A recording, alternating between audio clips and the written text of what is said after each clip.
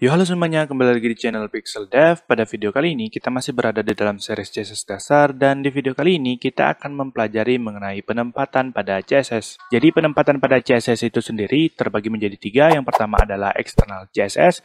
Seperti namanya sendiri, eksternal itu berarti berada di luar file HTML ya. Jadi, terpisah ada file HTML, kemudian ada file CSS.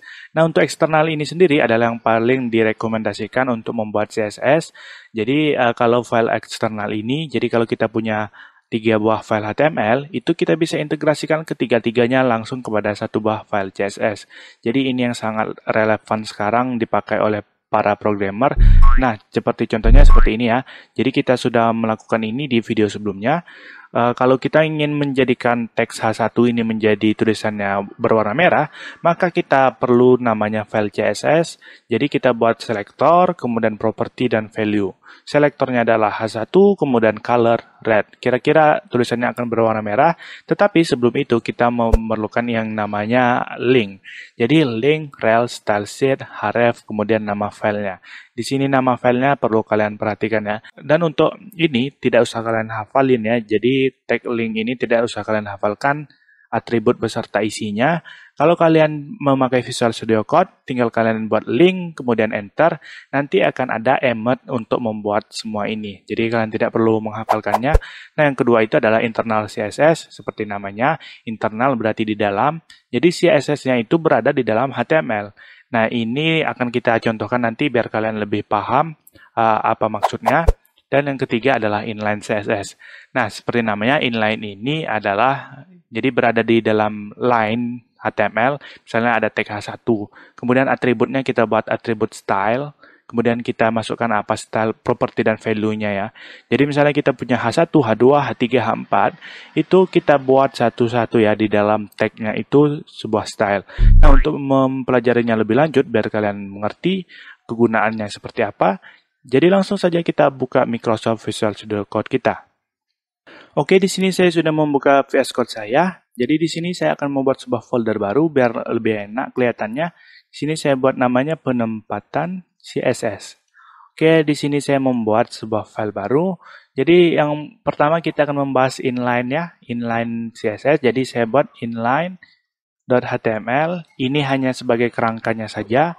Oke, di sini seperti biasa kita buat sebuah templating. Di sini titelnya saya buat inline CSS. Oke. Sebelum itu kita klik kanan dulu, kemudian open with live server ya, biar ada langsung seperti ini. Oke, di sini saya atur posisinya terlebih dahulu. Kalian bisa mengikuti saya atau posisi yang kalian inginkan. Nah, kalau di inline CSS ini, sebelum itu kita Ctrl B dulu ya untuk menyembunyikan sidebar. Kemudian fill, toggle wrap atau Alt Z bisa juga, biar lebih rapi kelihatannya codingan kita. Oke, yang pertama kita akan membahas inline CSS. Jadi inline itu kan di dalam line atau di dalam garis. Jadi misalnya di sini saya punya H1, kemudian tulisannya hello world. Hello world. Oke, saya save. Nah, di sini sudah ada timbul hello world ya. Jadi kita ingin men-style ini biar stylenya atau warnanya itu menjadi warna hijau. Di sini kita bisa menambahkan atribut style. Jadi seperti inilah kira-kira kalau kita memakai inline CSS ya. Jadi kita membuatnya itu di dalam tag HTML. Nah, di sini bisa kalian masukkan property dan value. Propertinya misalnya saya ingin color, kemudian value-nya saya ingin berwarna hijau ya. Misalnya ini ya, cut radius ini ya. Oke, Ctrl S. Kemudian ini tulisannya sudah berubah menjadi warna hijau. Nah, permasalahannya di sini, ketika kalian membuat tag H1 lagi misalnya, kalian buat halo dunia. Misalnya ini sebagai contoh ya. Ctrl S. Nah, kira-kira akan tampil seperti ini. Ini warna hitam dan ini warna hijau. Jadi kalau kalian ingin mengubah ini warna hijau juga, kalian perlu mengcopy paste atribut ini dari sini ke sini. Jadi itu sangat tidak efisien sekali kalau kalian memakai inline CSS. Jadi mungkin bisa saja sih kalian memakai inline CSS nanti ketika menemukan problem-problem tertentu. Tapi biasanya kalau kalian ingin membuat sebuah website itu biasanya itu ada di kalian memakai external CSS, walaupun nantinya juga kalian akan memasukkan internal CSS. Nah, yang kedua adalah internal CSS ya. Jadi kita buat file baru dulu, new file. Kemudian kita buat internal.css. internal.html dulu ya, internal.html. Karena CSS kan berhubungan dengan HTML. Nah, di sini saya sembunyikan sidebar, kemudian saya buat baru lagi. Di sini misalnya dokumennya, saya Alt Z dulu ya, biar rapi. Dokumennya namanya internal CSS. Oke, Ctrl S, seperti biasa, open with live server. Nah, belum ada apa-apa. Nah, misalnya seperti kasus tadi, misalnya saya buat H1 hello world. Ctrl S, udah ada timbul H1 ya.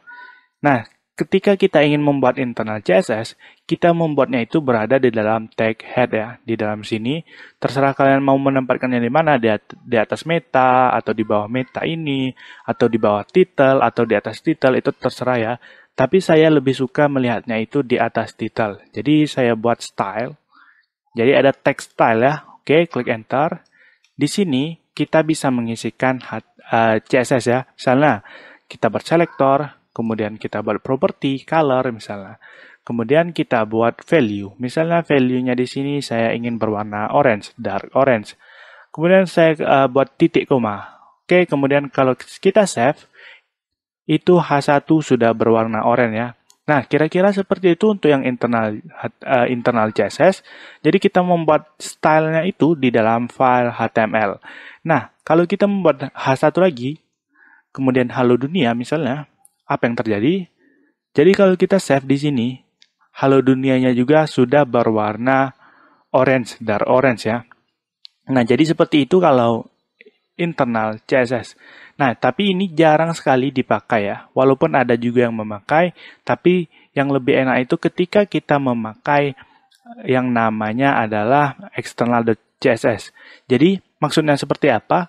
Kalau di internal ini permasalahannya, ketika kita membuat file baru, misalnya di sini ya, di sini saya membuat index.html, index.html. Oke, di sini saya Ctrl B, buat seperti biasa ya. Nah, di sini misalnya saya buat index saja, index. Kemudian di sini saya buat H1, Wahyu misalnya, yuk ngoding. Oke, kemudian ketika saya buka di browser, yang terjadi adalah ini kembali menjadi warna hitam. Kenapa? Karena di sini tidak ada CSS. Kemudian ketika kita ingin menyambungkan file ini ke CSS ini, itu tidak bisa. Nah, kira-kira seperti itulah permasalahannya. Jadi, misalnya kalau di problem web sehari-hari itu, ketika kalian mengklik link, jadi ada navbar itu ya.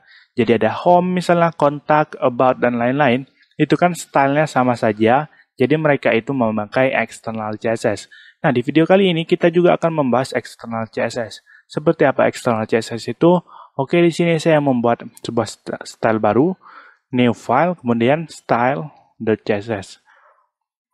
Nah, oke, di sini sudah ada style.css. Ketika saya buat selektor H1 misalnya, kemudian color, saya ubah warnanya menjadi warna gold misalnya, kemudian Ctrl S, itu belum berubah apa-apa ya.